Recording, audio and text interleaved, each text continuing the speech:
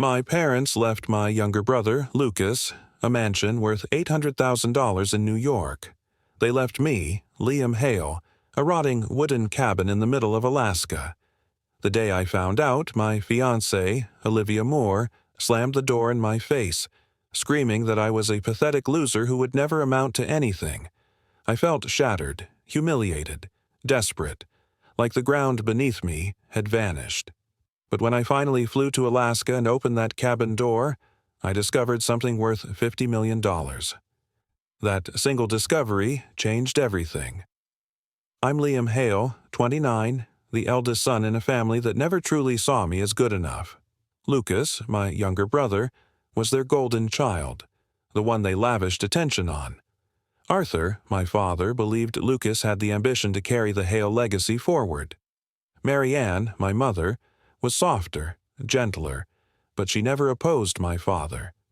To them, Lucas was pride. I was an afterthought. Olivia Moore, the woman I thought I'd marry, didn't hide her disdain either. We'd been engaged a year, and I had believed we were building a future together. But she only wanted me to measure up to Lucas. When the will was revealed, she didn't just leave, she spat venom into my chest that I'll never forget. That moment marked the start of my descent, and, unknowingly, the path to a life I never imagined.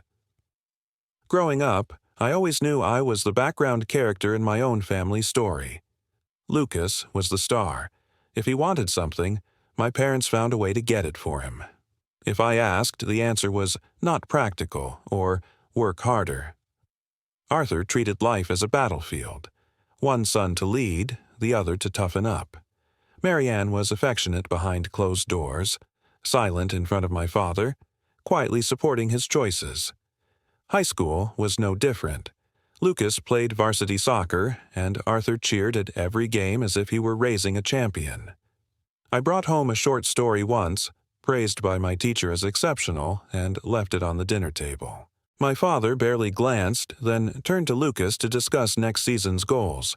That silence felt louder than any words. Adulthood didn't change the dynamic. Lucas thrived.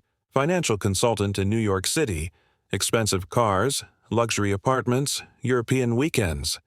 He always had a new suit, a new watch, people praising his confidence. I worked hard, too, but in jobs barely covering rent and bills. I tried to be proud of him, but the shadow he cast never left. Olivia entered my life 3 years ago, initially a lifeline. Ambitious, beautiful, energetic, she praised my heart and soul. But slowly, her admiration twisted into judgment. She compared me to Lucas relentlessly. Why couldn't I dress like him, achieve more, fight harder? Dinner conversations became interrogations. Liam, don't you want more? Don't you want to be somebody? I insisted I was trying. I argued that life isn't all measured by money. She'd roll her eyes. Tell that to the landlord when rent is due. Then came the call that would shatter my world. The family lawyer. My parents had passed months apart. Arthur from a stroke, Mary Ann after a decline in health. Lucas and I were summoned to review the estate. I clung to a sliver of hope. Maybe there was something for me. Maybe my mother had secretly fought for me. Lucas strolled in, confident, casual, like it was already his victory. Handshakes, laughs, charm. He owned the room. And then the will was read. It slammed into me like a hammer to the chest, each word pushing me deeper into despair. Lucas received a mansion in New York, valued at over $800,000, along with most of our family's financial assets. I, Liam Hale, received a decrepit cabin in the middle of Alaska. That was it. No explanation, no balance, just Lucas, thriving in luxury, and me, left with a forgotten shack in the frozen wilderness. I sat frozen in the chair, fingers clutching the armrests, my face burning with humiliation. Lucas smirked, as if the world had simply confirmed what he already believed. "Guess Dad always believed in me," he said, patting my shoulder like I was a child who needed comfort. When Olivia Moore heard about it that night, she lost control. Her voice shattered the walls. A cabin? Are you kidding me? Lucas gets a mansion, and you get this shack? Do you even hear yourself? You are a pathetic loser, Liam. You always have been. She slammed the engagement ring onto the table. I am not wasting my life on someone who will never amount to anything. And then she stormed out, the door rattling violently on its frame. I sat in silence, staring at the ring, feeling stripped bare. Not only had I lost my parents, but in the same week, I had lost the woman I thought I'd spend my life with. Every insult from my past echoed in my mind. Arthur's dismissive tone, Lucas's smug pride, Olivia's cruel words, a chorus telling me I was worthless. For days, I carried the deed to that cabin in my pocket, staring at it over and over as if it were a cruel joke. A rotten shack in the middle of nowhere. What was I supposed to do? Sell it for scraps? Burn it down? Pretend it didn't exist? But the more I stared at the faded ink, the more something stirred inside me. Maybe it wasn't about the property. Maybe it was about facing what my parents had left behind. One night, as city traffic roared outside my apartment window and the walls felt like a prison, I made a decision. If this was all I was worth to them, I needed to see it for myself. I bought a one-way ticket to Alaska. That was the moment I stopped running from my family's judgment. That was the moment I decided to face the cabin. The plane to Alaska was small, rattling violently with every gust of wind. I pressed against the cold window, staring at endless stretches of snow and forest. Clutching the deed like both a curse and a key, I replayed Lucas's smirk and Olivia's final words. Pathetic loser. They cut deeper than anything Arthur had ever said, following me into the silence of the cabin. When the plane landed, the Alaskan air hit me like a fist, colder than anything in New York. The snow crunched under my boots as I stepped outside. My driver, arranged through a small local airline, loaded my bag into a battered truck, navigating icy roads. Hours passed, forests, frozen rivers, abandoned wooden houses, and, finally, he pulled up to the end of a narrow road. That's as far as I can go. The rest is on foot. Cabin should be about a mile that way, he said. I paid him, slung my bag over my shoulder, and started walking.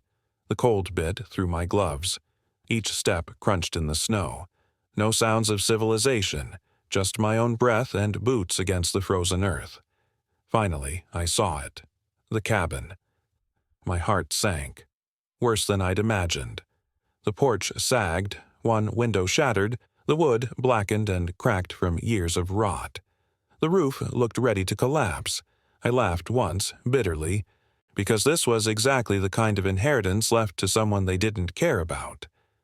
I dropped my bag on the porch and pushed open the door. The hinges screamed as if the house itself resented being disturbed. Inside, the air was thick with dust. Broken furniture lay scattered. Mold and old wood stung my nose. Every room was worse than the last. The kitchen sink was rusted through. The floorboards creaked ominously, threatening to give way under my weight. A family of mice had chewed through what might have once been a couch. I sank into a rickety chair, burying my face in my hands. This is what they thought of me, I muttered, my voice echoing across the empty cabin. This is all I'm worth. I wanted to call Lucas just to hear his smug gloat over the phone. I wanted to scream, demand to know why our parents thought he deserved everything while I was left with ruins. But I already knew his response. Laughter, a reminder that Dad was right, that I lacked drive, that I was forever the leftover son. The truth cut sharper than the icy wind outside. That night, I unrolled my sleeping bag in the corner of the least broken room. Darkness pressed down, and my mind raced with images of Olivia. Her smile, her touch, her voice telling me once that she believed in me. Then came her words from the previous night like blows to the chest. Pathetic loser. Venomous, unforgettable, they rang louder than the howling wind outside. Sleep was impossible. Every creak of the cabin roof made me flinch. Each gust of wind rattled the broken windows like skeletal fingers. I tightened the sleeping bag around myself, eyes locked on the shadowed ceiling, wondering if I had just made the biggest mistake of my life. Morning came in a chilling silence. The fire had died, the cold had seeped into my bones. Stepping outside, I watched my breath cloud the air, staring at the dense forest surrounding me. Isolation pressed in. No neighbors, no passerby, no one to hear a scream. For a fleeting moment, I thought about abandoning it all, selling the land to the first buyer, scraping together whatever I could, disappearing back to New York. But visions of Lucas in his mansion and Olivia laughing at me rooted me to the snow-covered ground. I could not return beaten. Fueled by anger, I began exploring the cabin, shoving aside broken chairs, clearing piles of rotting wood. Every piece of debris reminded me of Dad's scorn. Every sweep of dust brought Lucas's smug face to mind. Every creaking door echoed Olivia's cutting words. As I worked, a thought hardened in me. There has to be more here. There has to be a reason they left this to me. I couldn't accept this cabin as mere trash discarded from their hands. By evening, exhaustion gripped me, but something stronger, desperation, drove me forward. If I didn't find something here, I would leave Alaska shattered. Then, as I pulled a dusty rug away, my eyes caught a small iron handle embedded in a wooden panel. My pulse spiked. Kneeling, I gripped it and lifted the panel, the hinges groaning in protest. Beneath it, a dark space yawned, a hidden cellar. For the first time since arriving, a spark of something other than despair lit inside me. The cold iron pressed into my fingers. My heart thundered. I knelt at the threshold, inhaling the damp, earthy scent of a space sealed for decades. Hesitation clawed at me. What if it was empty? What if it was nothing? But something primal pushed me onward. I grabbed a flashlight from my bag and clicked it on. The beam cut through the darkness, illuminating wooden steps descending into shadow. They were worn, groaning under my weight, but intact. Carefully, I stepped down, each creak of the boards echoing in the silent cellar. Cold clung to me, my breath fogging in the beam of light. And then I froze. Wooden crates lined the stone walls. Metal chests, some rusted, some surprisingly preserved. A large trunk occupied a corner. Dust coated everything, yet the space was deliberate, organized. I crouched at a crate and pried it open. The wood splintered, a sharp sound in the stillness. Inside, rows of tightly bound cloth bundles lay in perfect order. I picked one up and unwrapped it, nearly dropping it. In my hands gleamed a stack of gold coins, heavy, radiant even through decades of dust. My chest tightened as I whispered to the dark, "What is this?" I tore open another bundle. Antique jewelry sparkled back at me. Rings, brooches, necklaces, each gem unrecognizable yet undeniably priceless. My pulse thundered in my ears. Another crate, another revelation. Gold, silver, jewels, glimmering in the beam of my flashlight. It was like stepping into a dream I hadn't dared imagine. I stumbled back, pressing against the wall, gripping the flashlight as realization sank in. My parents hadn't left me trash. They had left me something enormous, something hidden. The weight nearly crushed me, not for its value, but for what it meant. They had trusted me with this. Not Lucas, me. For years I had believed I was the disappointment. I had lived in the shadow of Lucas's success, under Arthur's relentless criticism. Now I was staring at proof that my parents had seen me differently. Relief washed over me, but so did fear. What was I supposed to do with all of this? Who else knew? What if Lucas found out? What if Olivia heard and clawed back into my life? My hands shook as I returned the gold to its crate. This wasn't just wealth, it was responsibility, danger. I forced myself to keep exploring. In a large trunk in the corner, I found brittle, leather-bound ledgers. Flipping through them, I saw detailed accounts of land rights, mining claims, and business dealings spanning nearly a century. My family's history lay in these pages. Vast tracts of land, potential resources still active, and one recurring name, my grandfather, Elias Hale. I had known little of him, only that he had been harsher than even Arthur. Now it clicked. He had been building a legacy, passing it through generations, and my parents had chosen me to inherit it. I sank onto a crate, flashlight balanced on my knee, trying to breathe. For so long, I had believed the lie that I was worthless. Yet here I was, atop a fortune so immense it defied comprehension. $50 million or more, hidden beneath a cabin everyone thought worthless. But with this revelation came a choice. I couldn't leave it here, nor could I flaunt it in Lucas's face without inviting chaos, lawsuits, maybe danger. And Olivia, she would return the instant she sensed it, pretending she had always believed in me. I couldn't let that happen. I made a vow, whispering into the cold, stale air, I won't waste this. I won't let anyone take it. I'll protect it. I'll prove you were right to trust me.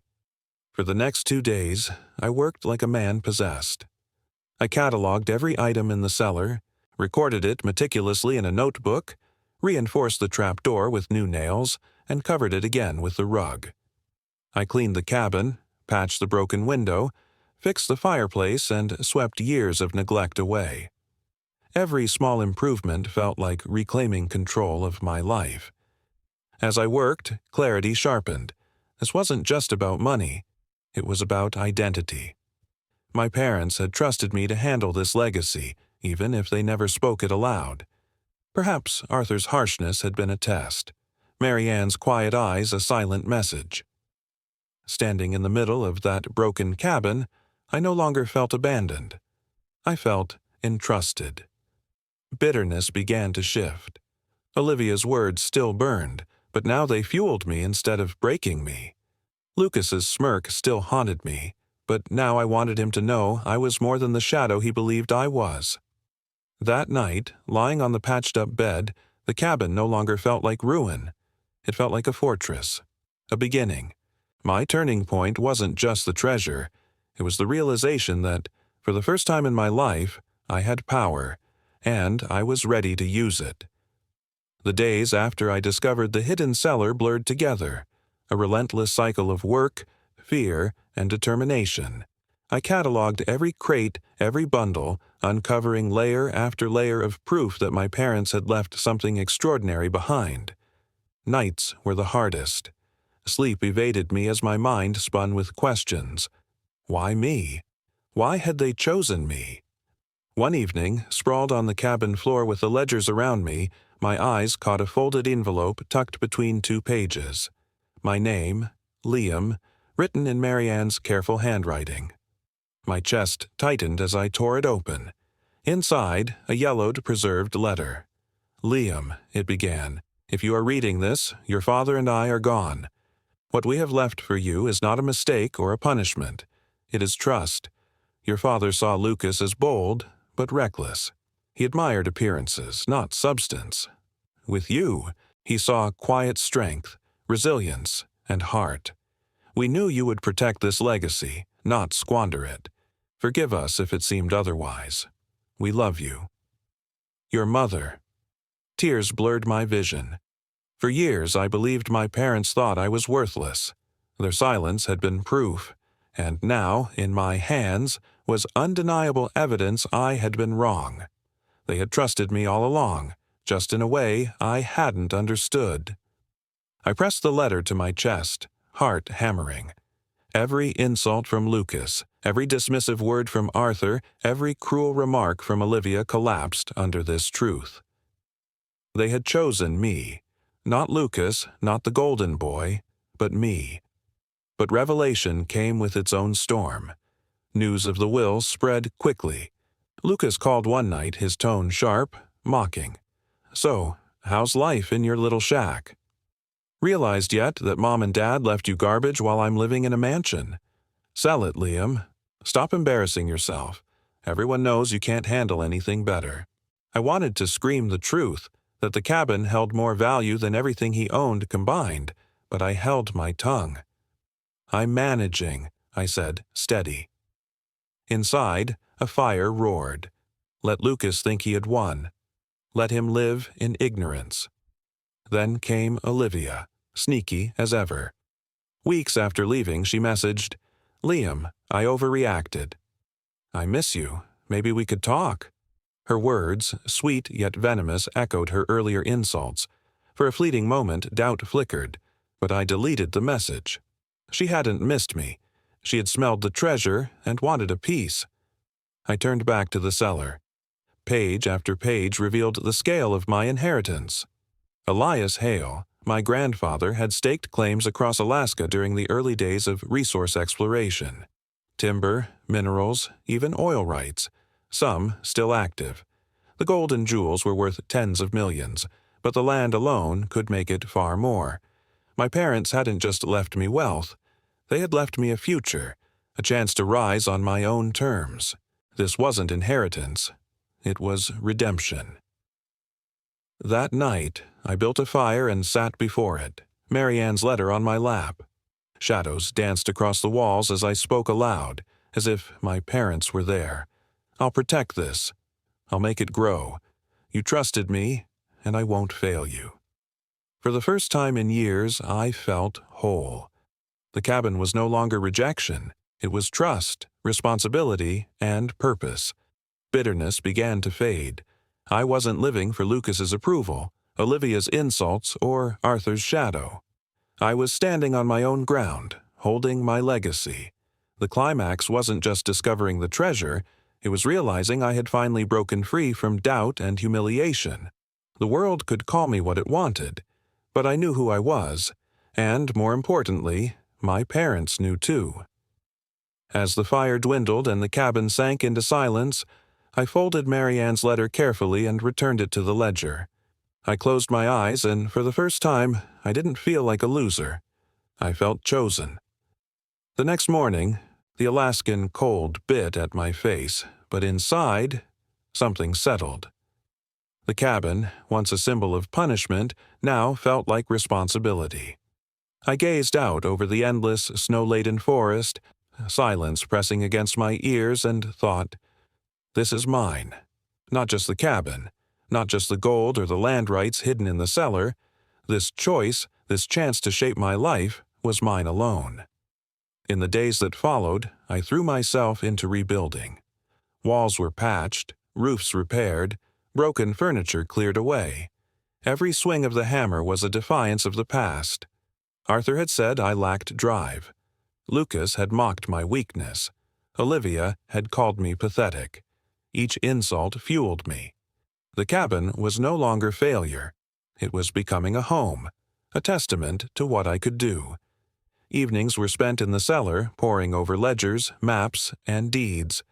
Each document painted a vivid picture of family legacy I had never known. Elias Hale, my grandfather, had built something monumental. My parents had silently chosen me to continue it.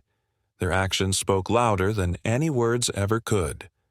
That truth reshaped me. Lucas's calls kept coming, dripping with arrogance. "Enjoy your shack, Liam." "I'll be in Italy next month. Maybe I'll send a postcard from my balcony." Each message reminded me of the difference between us. He measured success in luxury. I now knew it was measured in responsibility. I didn't answer. I didn't need to. Olivia tried again. Another message. "I miss you. I want to see you. I don't care about the inheritance, I just want you back." Her words rang hollow. She hadn't returned out of love, she had smelled opportunity. I deleted her message without hesitation.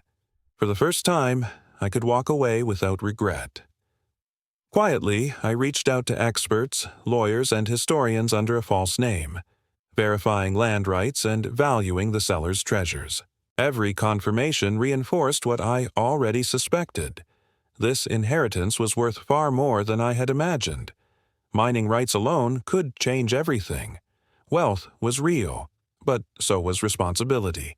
Mishandle it, and it could vanish. Manage it wisely, and I could build a legacy. And then it hit me. My parents hadn't chosen me because I was stronger or smarter than Lucas. They chose me because I would not waste it. They entrusted me with something hidden, sacred, requiring patience and humility. Lucas had been given something to flaunt. I had been given something to honor. One night by the fire I read my mother's words again. We knew you would protect this legacy, not squander it. For years I'd hungered for spoken approval. Now I understood. They had shown it the only way they knew. They had trusted me with everything. That was pride in its purest form. The man who had arrived in that cabin, broken, humiliated, desperate, was gone.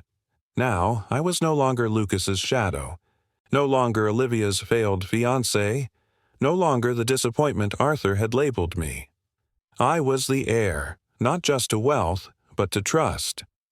When I finally left the cabin to return to New York, I carried myself differently. I didn't need Lucas to know. I didn't need to flaunt it. Let him believe whatever he wanted. The truth was mine alone. As I stepped onto the plane, a thought cut through the hum of the engines. Olivia would come crawling if she ever knew the truth. And I smiled. She would never hear it from me. Not now.